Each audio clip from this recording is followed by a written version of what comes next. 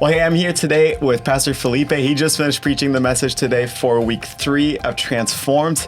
And so that was an awesome message. I was really blessed and encouraged by it. So the first question I always ask is, what was on your page for your message but didn't make it on stage? That's right.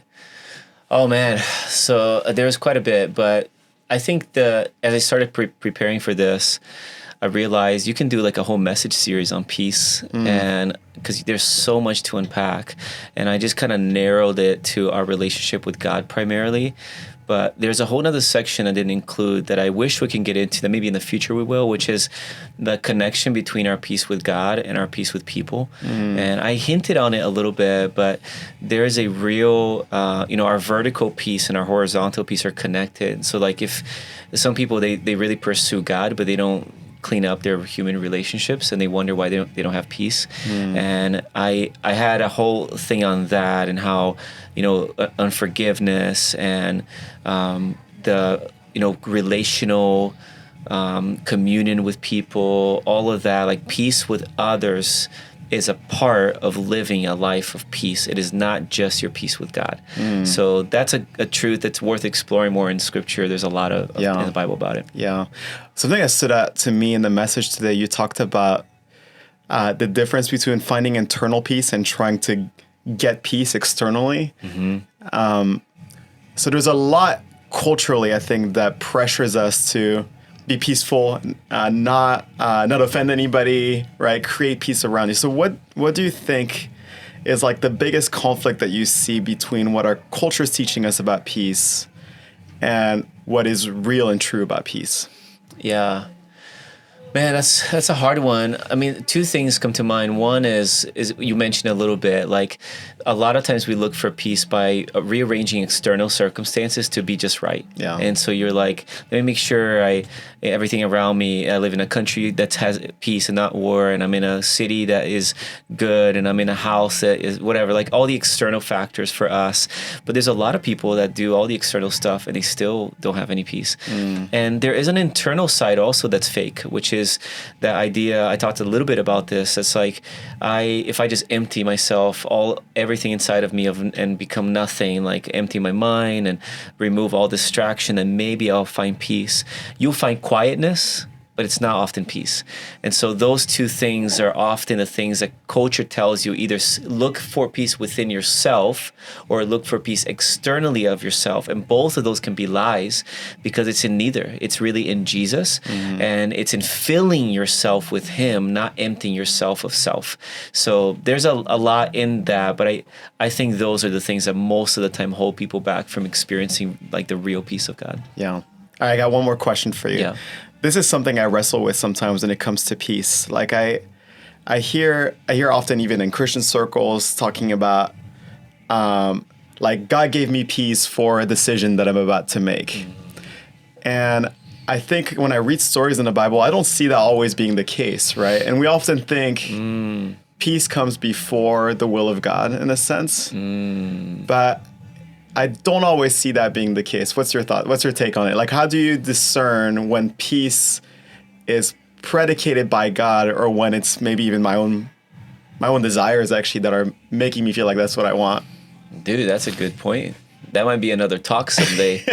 Man, that's hard. I do know, I don't know the answer to that, but I do know this, that there are many times that God asks you to be obedient in spite of how you feel. Yeah. So in fact, a lot of the scriptures I read today that talks about like, do this, then you experience God's peace, which means it comes after obedience often. It's not before.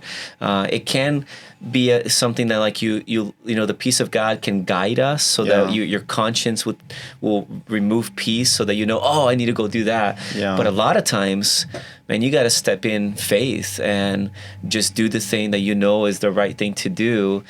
And sometimes I don't know, maybe I think you might be right that sometimes you don't have peace on the front end, only the back end. Yeah, I was thinking about like Abraham when he had to take his son to the mountain. Do you think he was like, I feel at peace with that decision? That's true. He probably felt in a lot of conflict about that decision, but he had to be obedient. It's a great point. But the peace came after the obedience.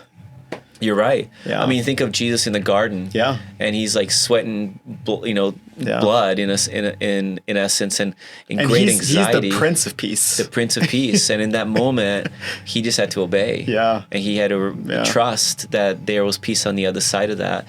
So there's probably a moment like when Jesus said, "Your will be done," so there's probably like when he walked out of that moment and knowing, okay, I'm going to have to do it. Because God didn't release him from the pain, right? He said, if there's a way to remove this cup from me, do it, but he didn't. So maybe Jesus would have said, okay, I have peace that in the midst of my stress and my chaos, I need to go through with this. So it's a peace that it is different than just the emotion of fear or anxiety, and you can have it right in the middle of a lot of our chaos.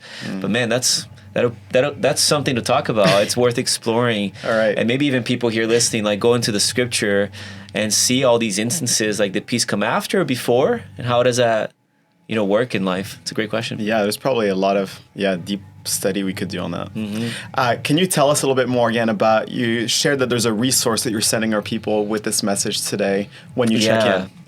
Yeah, so we're sending people, some books and stuff is one of them, but I also, in my journal, I wish I had it here with me, but on my front page, I've been doing this for, I think, 7 years now. I have a list of statements that I write that are, I've called it forever, like soul statements. There's statements that shape or center my soul and the truths of God. I know that, in ancient times and historically, a lot of Christians have called it the rule of life, and it's something that's coming back up in the church now. And it's so powerful. I rephrase them every year. So every January I go on a prayer retreat and I look at my, it's like anywhere between 10 and 15 statements.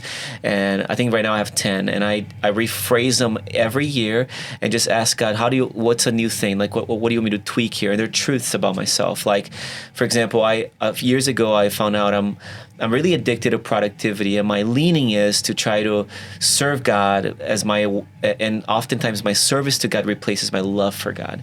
And I felt the Lord really remind me, and I have a statement for this, that my loving God is more important than my service to God. And in fact, my service overflows out of that love. And so I have a statement that just reminds me of that. So every time I'm like trying to do more than God asks me to do, I'm just like, you know what? It's more important that I'm close to him, that I love him, that my relationship is right with him. All other things will flow out of that. So that's the kind of statements. And take a look how, we're sending it to people today when they check in, but it's a powerful thing to have, and then make your own out of it. Yeah, that's awesome. Well, I hope you're encouraged by this time together. Make sure to come again next week. We're wrapping up the series for Transformed. It's going to be a great message from Pastor Filipe Pattison. So that's it. See you guys next time.